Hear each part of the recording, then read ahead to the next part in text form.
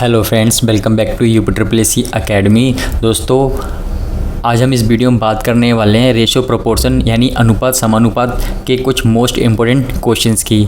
ये अक्सर एग्जाम में रिपीट होते हैं क्वेश्चन और बहुत ज़्यादा पूछे जाते हैं, तो मैं आपको ये सारे क्वेश्चन कराने वाला हूँ। तो दोस्तों, अब तक अगर आपने हमारे यूट्यूब चैनल को सब्सक्राइब नहीं किया है तो जल्दी से सब्सक्राइब कर लीजिए। चलिए दोस्तों, शुरू करते हैं। तो हमसे पहला क्वेश्चन कहता है 1250 रुपये को A, B और C में इस प्रकार से बांटना है कि A को B के हिस्से का 2/9 भाग मिलता है। 2/9 भाग मिलता है, यानी कितना मिल रहा है? A को मिल रहा है B के हिस्से का 2/9, यानी A को मिल रहा है B के हिस्से का 2/9 भाग। ठीक है, हमने लिख लेंगे। उसके बाद कहता है तथा C को A के हिस्से का 3/4 भाग मिले, यानी C को कितना मिल रहा है? C को मिल रहा है A के हिस्से का 3/4 भाग। ठीक है दोस्तों, अब यहाँ से A और B का रेशो निकल जाएगा और यहाँ से C और A यानी A और C का रेशो निकल जाएगा। निकाल लेते हैं दोस्तों।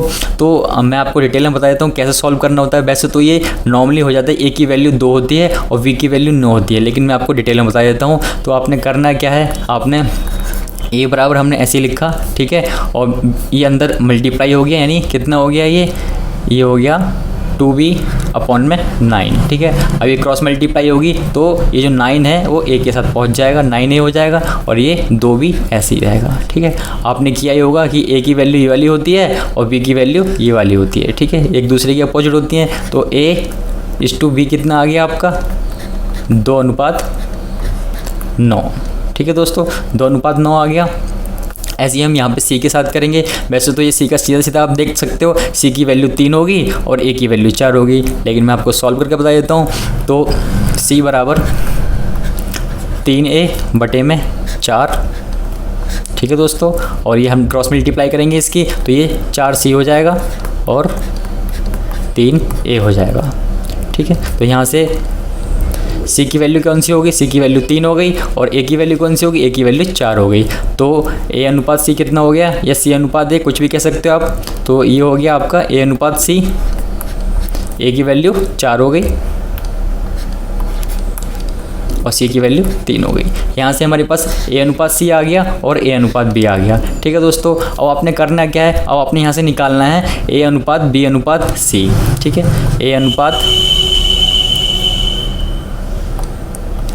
A/B/C निकालना है।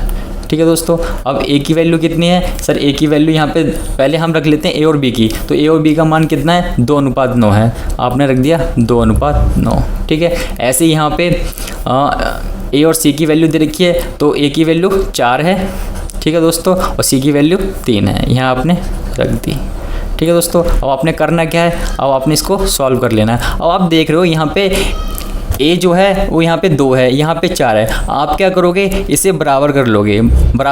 तो अगर हम यहाँ 2 से गुणा करते हैं तो A की वैल्यू बराबर हो गई, यानी A इधर भी 4 हो गया और इधर भी 4 हो गया। जब आपने यहाँ पे 2 से गुणा किया है तो आप इधर भी आप 2 से गुणा करोगे। ठीक है, तो आपके पास A और B और C का रेशो कितना आ जाएगा फाइनली? तो ये आ जाएगा 4 तो 4 ऐसे ही रहेगा आपका। ठीक है दोस्तों, और ये 9 दूनी 18 हो गया। ठीक है, और 3 दूनी ये 2 उसके साथ है तो ये सिर्फ 3 आ जाएगा, तो 3 आ गया ये। ठीक है दोस्तों, जगह कम है तो मैं थोड़ी जगह बना लेता हूँ यहाँ पे। तो हमारे पास A/B/C कितना आ गया दोस्तों? ये A/B/C हमारे पास आ गया 4:18:3। ठीक है, ये आ गया हमारे पास। हमें 1250 रुपये दे रखे हैं, यानी टोटल कितने रुपए दे रखे हैं? 1250 रुपये। ये आपको बांटने किस में? A/B/C में बांटने हैं और इस रेशो में बांटने हैं। तो सबसे पहले क्या करोगे? इसको कर दोगे टोटल, तो कितना आ जाएगा? 18×4 22, 22 और 3 25, 25 आ गया। ठीक है, ये 25 टोटल दे रखा है, लेकिन हमें टोटल वैल्यू दे कितनी रखी है? टोटल वैल्यू सर 1250 रुपये दे रखी है हमें। तो आप कर दोगे इसके बराबर रख दोगे, इसे आपने इसके बराबर रख दिया। तो ये इससे कितना गुना है? जब काटोगे आप 1250 को 25 से भाग करोगे तो ये आ जाएगा आपका 50 गुना।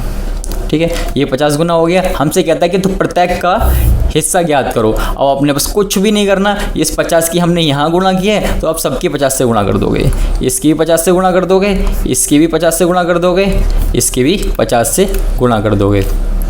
तो ये कितना हो गया सर? ये तो 200 हो गया। ठीक है, और ये 18×5 = 90, ये 900 हो गया। ठीक है, और 5 या 15 ये 150 हो गया। ठीक है, तो आपके पास ए और बी और सी की वैल्यू कितनी आ गई सर? ए के 200 रुपये आ गए, बी के 900 रुपये आ गए और सी के 150 रुपये आ गए। तो कौन सा ऑप्शन मैच कर रहा है? ऑप्शन नंबर बी हमारा मैच कर रहा है, 200 रुपये, 900 रुपये और 150 रुपये। ठीक है दोस्तों, आई होप आपको ये समझ आ गया होगा। चलिए देखते हैं क्वेश्चन नंबर 2 को। कहता है 2600 रुपये हैं, कह रहा है ए और बी और सी के बीच 1:2 अनुपात 1/3 अनुपात 1/4 के अनुपात में बांटना है। तो सी का हिस्सा ज्ञात करो। आपको सिर्फ सी का हिस्सा निकालना है। ठीक है, आपको सिर्फ सी का हिस्सा निकालना है। तो बहुत सिंपल है। करना क्या है आपने? हमें सबसे पहले दे क्या रखा है? हमें ए अनुपात बी अनुपात सी का रेशो दे रखा है। क्या रेशो है? 1/2 1/3 और यहाँ पे 1/4। तो सबसे पहले आप इसको कैसे सॉल्व करोगे? सबसे पहले सॉल्व करने के लिए आप क्या करोगे? 2, 3 और 4 का एलसीएम ले लोगे। तो एलसीएम किस किस का लोगे? 2 का, 3 का और 4 का। तो 2 और 3, 4 का एलसीएम कितना आ जाएगा सर? ये आ जाएगा आपका 12। ठीक है, तो आप क्या करोगे? इसकी यहाँ 12 से गुणा कर दी।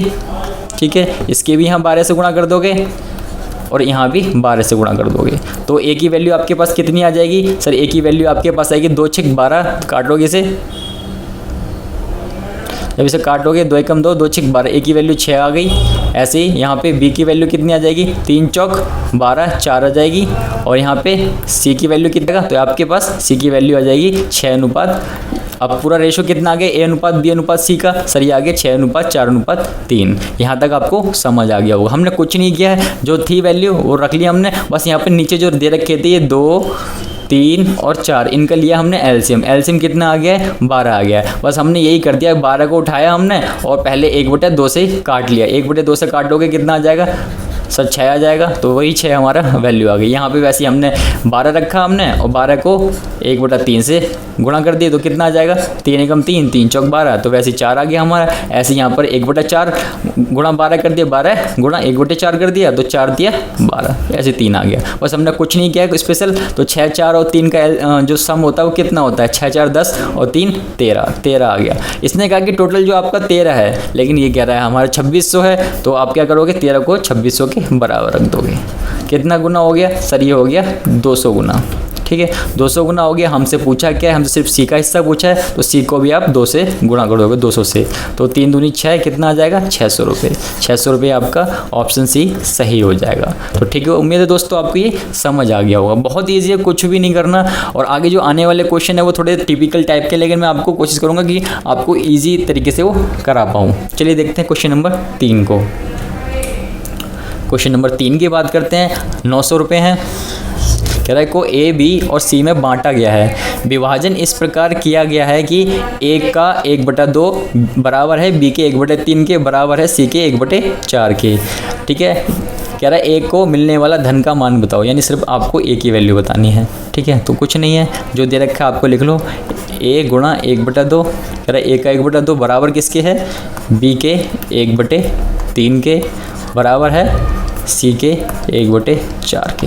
ठीक है दोस्तों, अब इसको हम क्या लिख सकते हैं? इसको हम a/2 लिख सकते हैं, क्यों? ऊपर की मल्टीप्लाई होगी 1 से। तो a/2 लिख लिया हमने, बराबर b/3 लिख लिया हमने, बराबर c/4 लिख लिया।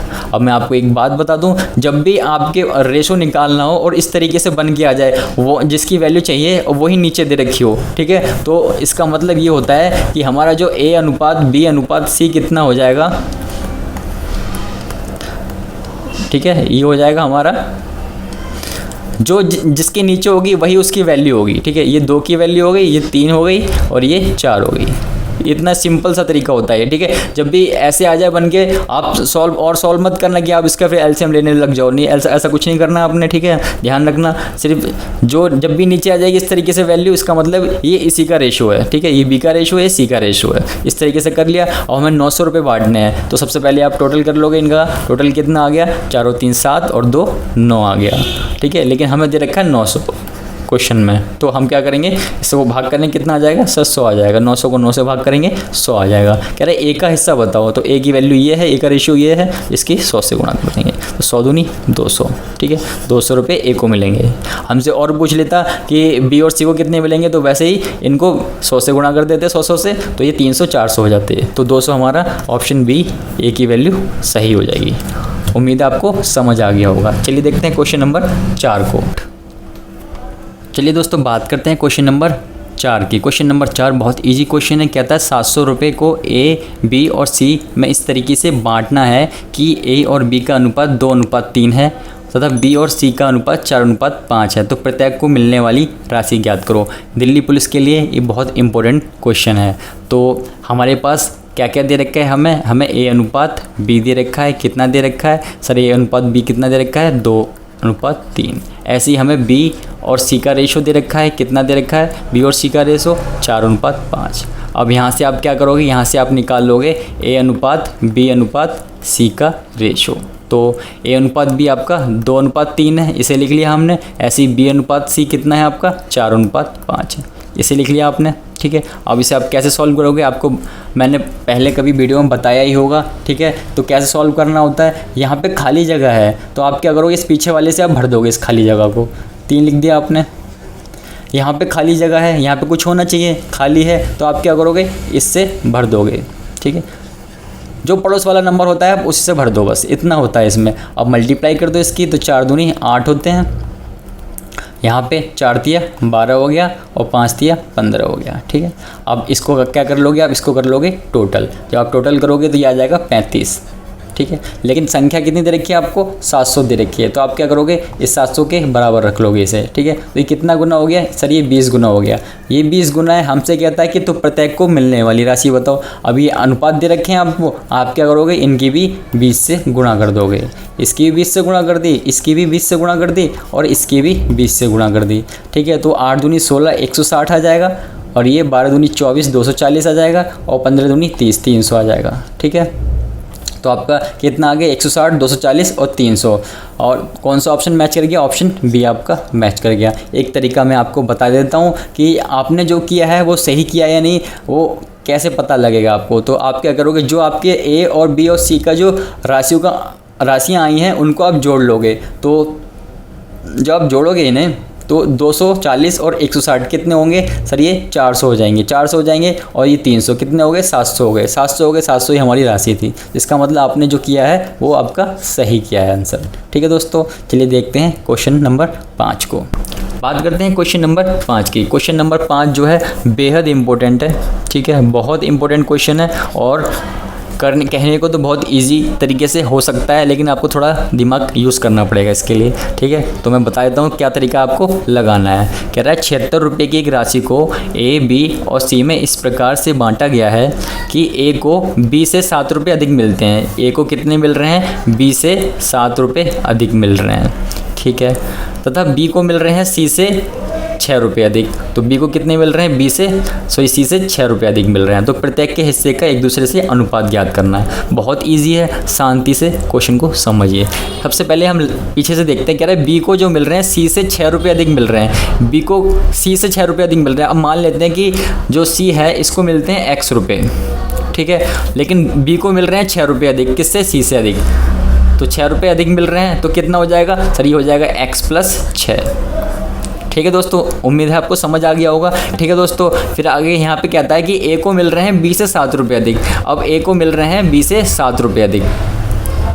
अब ए को मिल रहे हैं बी से 7 रुपये अधिक, तो बी को x + 6 मिल रहे हैं तो इसमें 7 रुपये अधिक मिल रहे हैं। इसको 7 जोड़ दोगे आप, इसमें 7 जोड़ दो तो ये कितना हो जाएगा? 7 और 6 13 हो जाएगा। ठीक है, अनुपात x + 6 है, अनुपात x है। ठीक है, अब इन सबको जोड़ लो तो ये कितना हो जाएगा? x और x 2x और एक 3x हो गया। ठीक है दोस्तों, और ये 13 और 6 कितना होता है? 13 और 6 19 होता है। 19 और बराबर रख देंगे हम किसके? जो 76 रुपये जितनी टोटल राशि है। तो 19 को हमने बराबर रख दिया किसके? जितनी टोटल राशि है 76 रुपये। अब 3x ऐसे रहेगा। अब ये 76 में से आप 19 घटा दोगे 57 आ जाएगा ये। ठीक है दोस्तों, काट दो। 3 एकम 3 और 3 एकम 3, 4 5 2 बचा और 3 निम 27। तो x की वैल्यू कितनी आ गई? 19 आ गई। हमें रेशो पूछा है तो रेशो आप बहुत आसान तरीके से निकाल ही दोगे। कैसे आएगा? अब हमारे पास a की वैल्यू कितनी है? x + 13 है। तो x की वैल्यू हमारे पास 19 है। तो 13 में आप क्या करोगे? 19 जोड़ दोगे। 13 में 19 जोड़ोगे तो ये 9 3 12 और 1 और 1 2 यानी 32 आ जाएगा ये। तो आपके पास 32 आ गया। ठीक है, अनुपात बी की वैल्यू कितनी है, x + 6, तो x की वैल्यू तो 19 है, तो 19 और 6 कितने होते हैं सर, 25 होते हैं, 25 आ जाएगा। ऐसे ही हमारे पास c कितना है, c x है, तो x हमारी कितना है, 19 है। तो आपके पास a b और c का रेशो कितना आ गया, ये आ गया आपके पास 32:25:19। तो कौन सा ऑप्शन मैच कर रहा है, ऑप्शन नंबर बी आपका सही हो जाएगा।